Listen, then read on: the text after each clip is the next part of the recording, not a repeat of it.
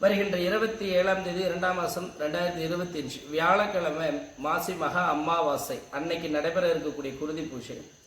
இந்த குருதி பூஜையினுடைய சக்தியும் இந்த குருதி பூஜையினுடைய அருளும் என்னன்னா, அம்பாள் எந்த மாதமும் இல்லாத இந்த மாதம் மயானத்தினுடைய அதிபதியாக திகழ்வாள்.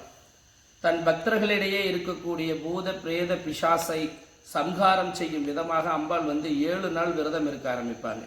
இந்த 7 நாளும் அன்னையை சுற்றி தீச்சட்டிகளினுடைய வளம் வரும்.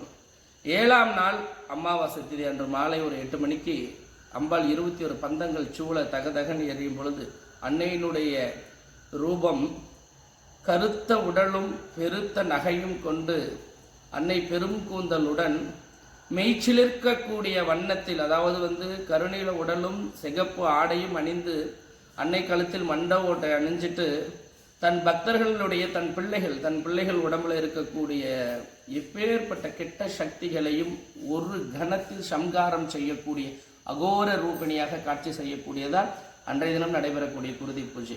எண்ணிலடங்காத ஆற்றல்கள் வந்தவர்கள் வராதவர்கள் வர நினைத்து கொண்டிருப்போம் அனைவருமே அன்றைய தினம் இந்த மண்ணை மிதித்து உங்களுடைய குறையை நீங்க மனசுல நினைச்சிங்க.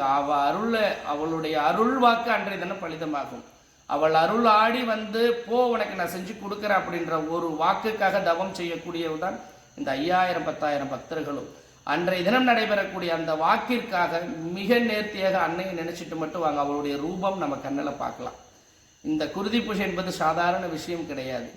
5 நாட்கள் குருதி பூஜை பண்றவர் விரதம் இருந்து அன்னையினுடைய திருநாமத்தை ஒரு கணம் கூட மறக்காமல் ஜெபித்து, ஏன்னா அவள் ஆட்கொள்ளும் பொழுது உடல் 2ஆக பிளவுபடக்கூடிய வலிகள் ஏற்பட்டு அன்னை பாதுகாக்கக்கூடிய விஷயம் தான் அது.